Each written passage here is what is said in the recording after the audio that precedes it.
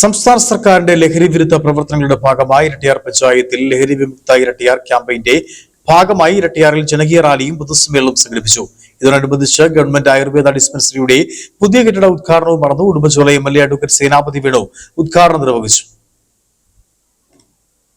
സംസ്ഥാന സർക്കാർ നടപ്പിലാക്കുന്ന ഓപ്പറേഷൻ തൂഫാൻ, ഓപ്പറേഷൻ തണ്ടർ തുടങ്ങിയ തീവ്ര ലഹരി വിരുദ്ധ പദ്ധതികളുടെ പ്രചരണാർത്ഥമാണ് ഇരട്ടയാർ പഞ്ചായത്ത് ലഹരി വിമുക്ത ഇരട്ടയാർ ക്യാമ്പയിൻ ആവിഷ്കരിച്ചിരിക്കുന്നത്. ഇതിന്റെ ഭാഗമായി ഇരട്ടയാറിൽ ജനകീയ റാലിയും പൊതുസമ്മേളനവും നടത്തി.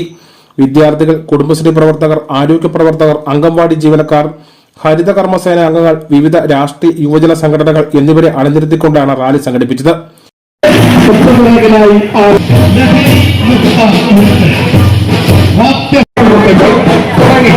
മുഴുവൻ ജനങ്ങളെയും റാലിയിലും തുടർന്നുള്ള പൊതുസമ്മേളനത്തിലും പങ്കെടുക്കുന്നതിന് സ്നേഹപൂർവ്വം ലഹരി മുക്ത ഇരട്ടയാർ ഇൻസ്റ്റാളേഷന്റെ അനാച്ഛാദനവും തുടങ്ങി. ഇരട്ടയാർ ബസ് സ്റ്റാൻഡിൽ നടന്ന സാംസ്കാരിക സമ്മേളനവും ഗവൺമെന്റ് ആയുർവേദ ഡിസ്പെൻസറിയുടെ പുതിയ കെട്ടിടത്തിന്റെ ഉദ്ഘാടനവും ഉടുമ്പൻചോല എംഎൽഎ അഡ്വക്കേറ്റ് സേനാപതി വേണു നിർവഹിച്ചു.